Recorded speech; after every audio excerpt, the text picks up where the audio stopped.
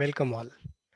Today we are going to have lecture 4 of our chapter 1 of class 10, that is chemical reactions and equations. We already finished few previous lectures. Okay, and I hope that you already have watched the previous recordings. Okay, where I explained the types of chemical reactions and how to balance a chemical reaction, okay, a chemical equation, and like we are now uh, dealing with all the reactions in detail, okay, all the types of various types of reactions in detail. Okay, we already finished few of them, and now we are going to have uh, these topics in this lecture, where we are going to cover exothermic reactions, endothermic reactions, redox reactions, which are like very, you can say, important types of reactions, chemical reactions. And we'll also be dealing with the types of oxidation and reduction reactions, and then what is oxidation number and what are the oxidizing and reducing agents. So yeah, let's start. So uh, yeah, hi everybody. I'm Ashutosh, and let's start learning these topics. Okay, so exothermic reactions. Exothermic. Okay, as it like name explains that it means that thermal exit of some heat, like exothermic, like this. So when in any chemical reaction, if heat is going to evolve, it is going to, you can say, uh, transfer to the surrounding. Okay, so then it will be called an exothermic reaction, like combustion reactions. Like if we have, let's say, some fuel, this is butane, okay, very famous fuel which is used in our LPG, okay, households. So then it reacts with O2. Okay, we supply very small amount of heat just to, okay, start the reaction, and then we will get CO2 plus H2O and plus heat, a lot of heat, no, to cook our food and everything. So then it is kind of, you can say that this heat is released or not, it was stored somewhere inside this composition, this where when carbon, 4 carbon atoms are, you can say, bonded with 10 hydrogen atoms. Okay, now this whole composition has changed to CO2 and H2O. Okay, and then so much heat is going to release. Okay, so this is called an exothermic reaction, because heat is coming out of the reaction. Okay, so exothermic reaction. Okay, similarly we will have some endothermic reactions. Endothermic reactions, what are the endothermic reactions? Like we just, before this lecture, we had one lecture in which we learned about decomposition reaction, no? So then CaCO3 was there in solid form, and then we were supplying the heat, and then it was changing into CaO and CO2, like this. Now since heat, we are adding some heat. Okay, we are adding some heat to this. We were adding some heat to the previous reaction also, but the heat which we are getting is, you can say, larger as compared to the heat which we are providing. But here we have to provide some heat, okay, to then only this reaction will happen. And this heat is really very large amount of heat. Okay, this will be called endothermic reaction. Endothermic reaction endothermic reaction, it means that if we want to write like how we are going to understand it, so we can write it like A plus B plus some heat, and then we will get C plus D, like this. Okay, so when heat is supplied on the reactant side, then it will be called an endothermic reaction. And if heat is supplied to, or not supplied, it is released uh, on the product side, that will be called an exothermic reaction. I hope that you got this understanding, huh? Okay, now this, see, as this, so we can write like one thing, that combustion, all the combustion reactions are combustion reactions are what? Exothermic. Always. Always. A combustion reaction. All the combustion reactions are exothermic. Now respiration. Okay, we all know what is respiration and why it is considered as an exothermic process. So what happens? See, when we like breathe in, okay, so then we respire. So how it is like an exothermic process? Let's see. So what happens? What happens when we breathe is we have carbohydrates and proteins and all the large molecules, okay, in our body, which we take in form of food. So carbohydrates present in food are broken down to form glucose, okay. This glucose then combines with oxygen in the cells. Like this glucose we can write C6H12, wait, C6H12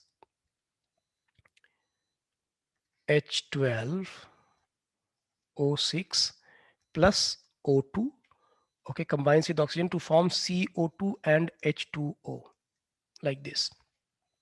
And a large amount of heat is also formed. So then with this glucose combines with oxygen in the cells of our body and provides energy. This reaction is known as respiration.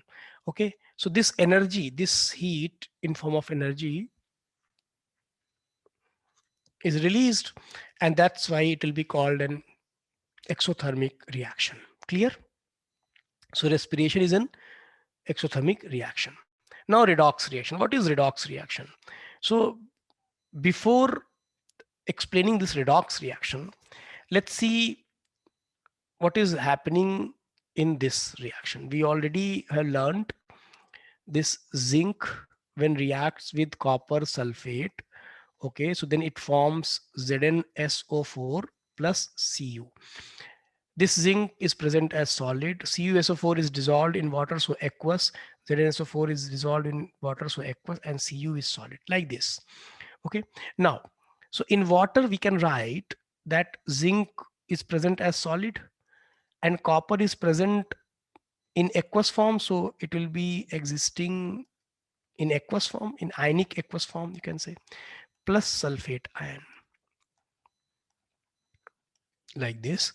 And then we can write Zn2 plus aqueous plus SO4 2 minus aqueous plus Cu solid. Okay, these are same reactions. Okay, same reactions.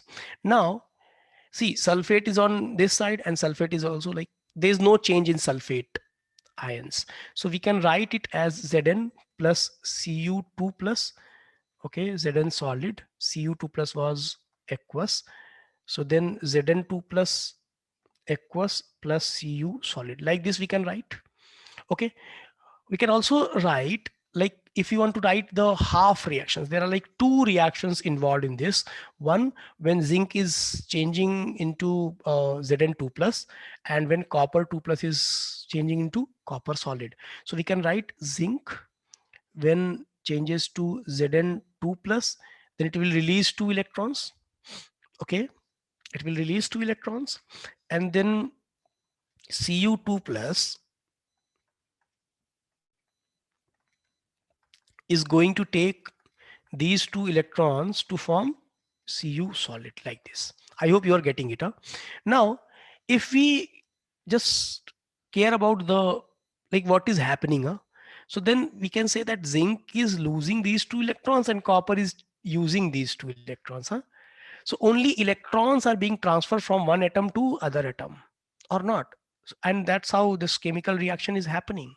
So it means that in almost all the chemical reactions, only electrons are going to get transferred from one element to other element. You can say they get rearranged. The rearrangement of electrons is going to occur. Okay. Now, when in any reaction, electron is like on the present on the product side, okay, then it will be called an oxidation reaction. It will be called an oxidation reaction. Okay, and if electrons are added on reactant side, that will be called a reduction reaction.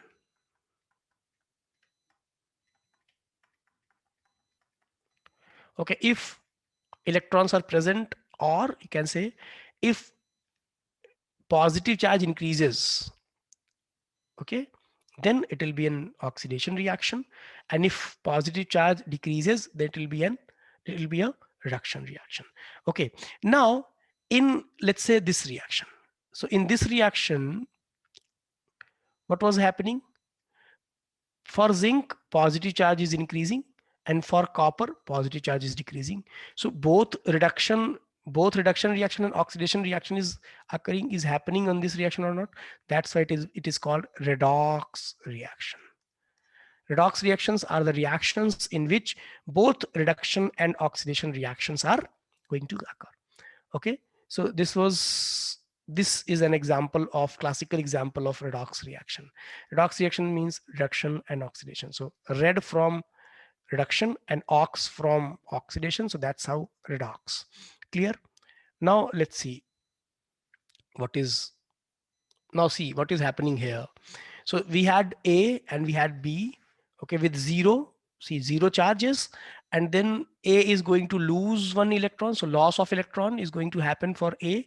So A will get changed into A positive, and then B will take that electron and will be converted into from B0 to B minus.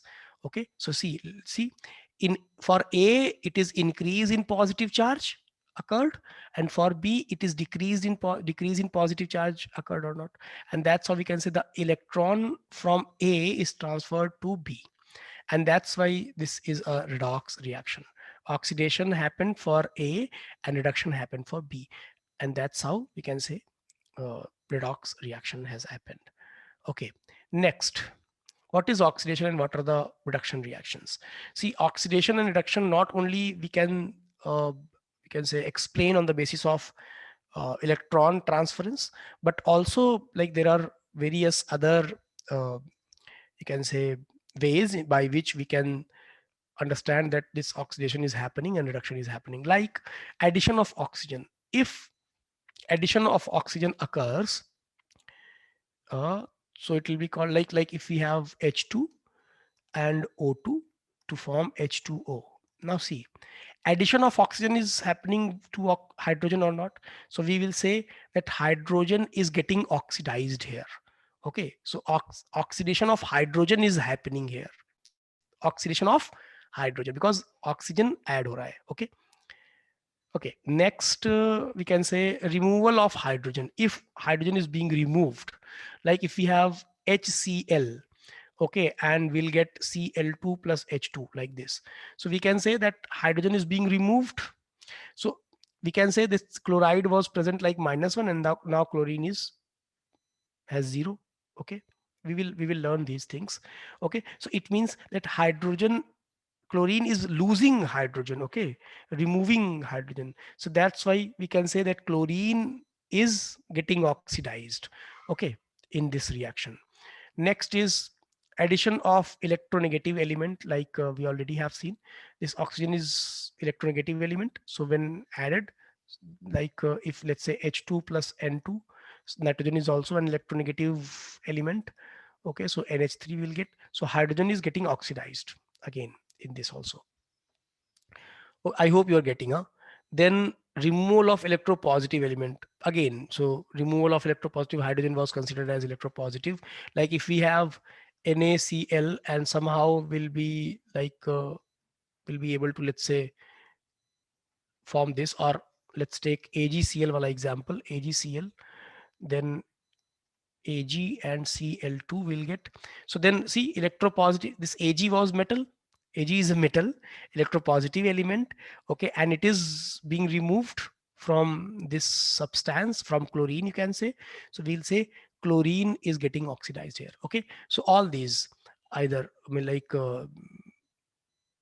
addition of oxygen, addition of electronegative element, removal of hydrogen, or removal of electropositive element will be considered as oxidation. Similarly, for reduction, if oxygen is removed, okay, or hydrogen is added, that will be called reduction. And similarly, removal of electronegative element or addition of electropositive element is called is, we can say, considered as a reduction reaction. Okay. Next, now oxidation number. What I like I explained here is like I wrote -1 here and 0 here. These are the oxidation number. Now what is oxidation number? Let's see. I'm going to explain oxidation number. Okay, oxidation number. What are the oxidation number? Actually, see, based on the electronegativity in a bonded, let's say, covalent compound, like if we have HCl. So H has 1 electron, while chlorine has 1, 2, 3, 4, 5, 6, 7 electrons in its outermost shell. Okay, so chlorine requires 1 electron and hydrogen requires 1 electron, both. Okay, but like since both are non-metals, so then like there is no total transfer of electron is going to happen. So then what will happen? H is going to share its 1 electron with 1 electron of chlorine, like this, like this, and then we'll say that now HCl is formed like this. This is Lewis dot structure. I hope that you will, or you will learn it. Okay, don't worry. So this HCl is now a compound. Okay, now this chlorine is more electronegative as compared to hydrogen. Okay, so when chlorine is more electronegative, so electronegativity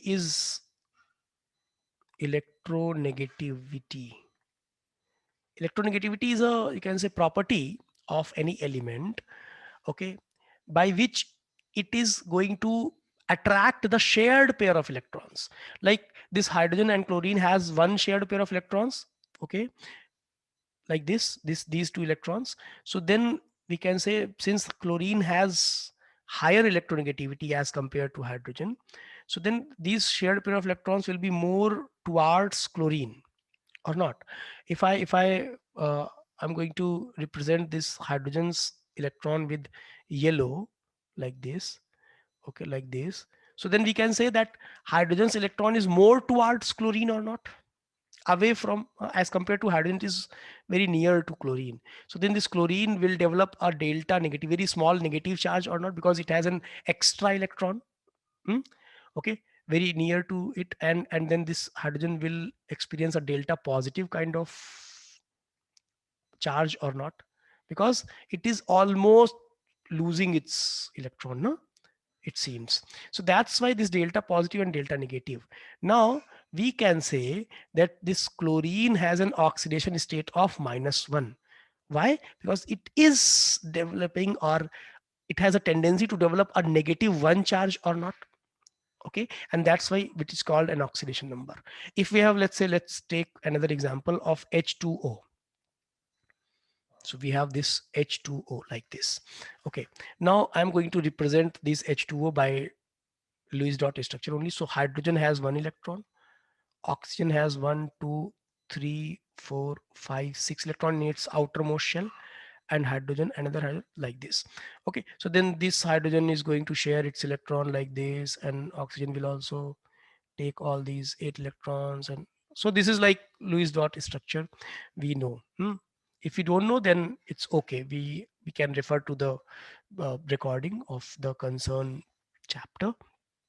See, now what happens? Oxygen is more electronegative. So then what will happen? Hydrogen has its electron, okay,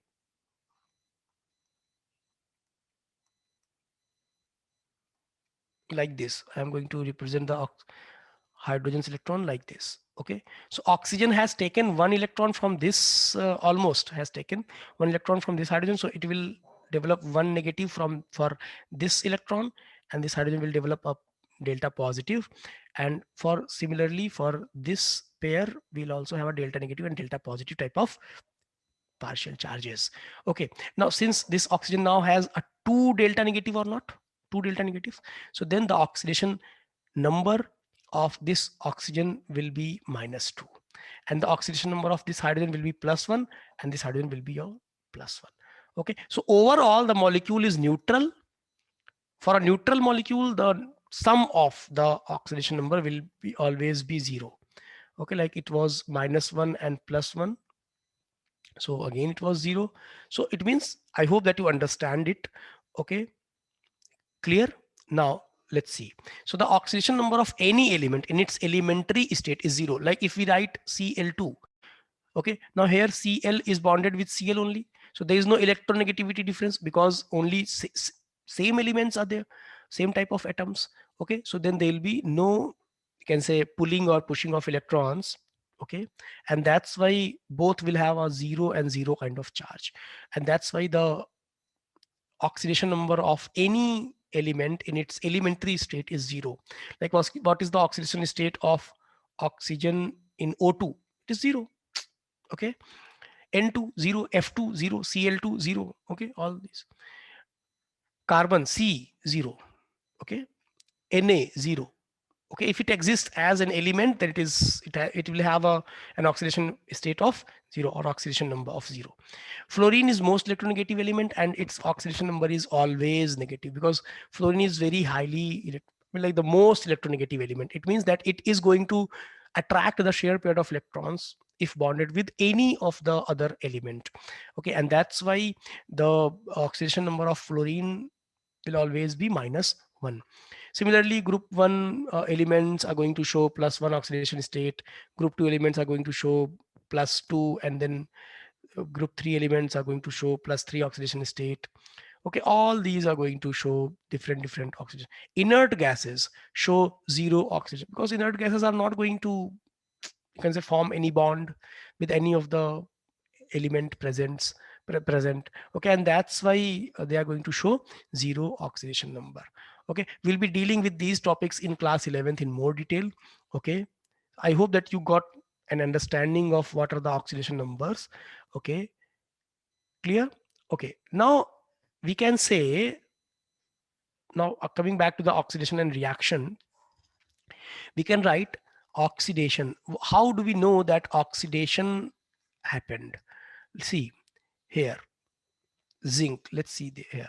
So zinc has 0 oxidation state initially, and now it is changed to +2, so it means that +2 so oxidation number if increases, then we'll call it that oxidation reaction has happened. Okay, while if oxidation state is decreased, oxidation number is decreased from +2 to 0, then we'll call it reduction happened. Okay, so we can call it oxidation means that if oxidation number is increased, oxidation number is increased, then we'll call it oxidation. Reduction reaction, we'll call it if oxidation number is decreased. Okay, sorry.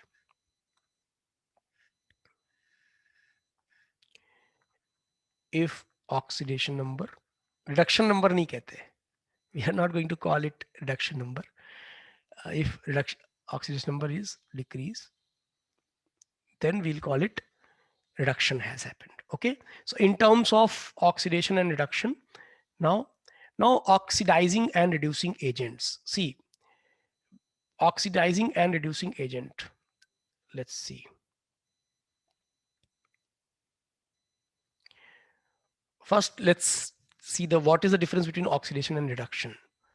So in any reaction, if it is losing electrons, that will be called oxidation reaction. I explained it. Okay, and if electrons are being added, then it will be called a reduction reaction.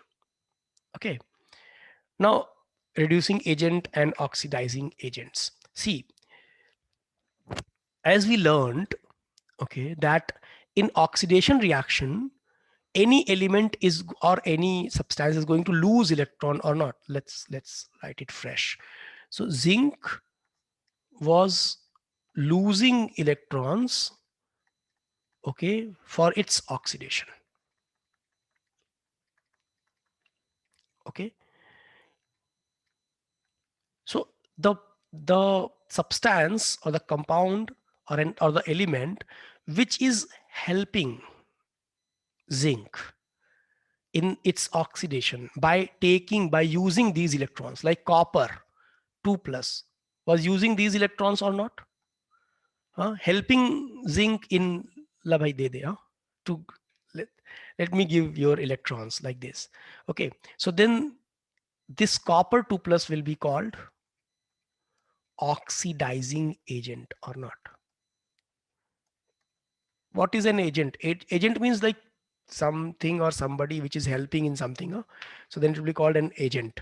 So since copper 2 plus is helping zinc, okay, in its oxidation, and that's why copper 2 plus will be called an oxidizing agent. I hope you got it. Okay, similarly copper is going to, okay, so I hope oxidizing agent is clear to you all. Okay, it is also called oxidant. Oxidant.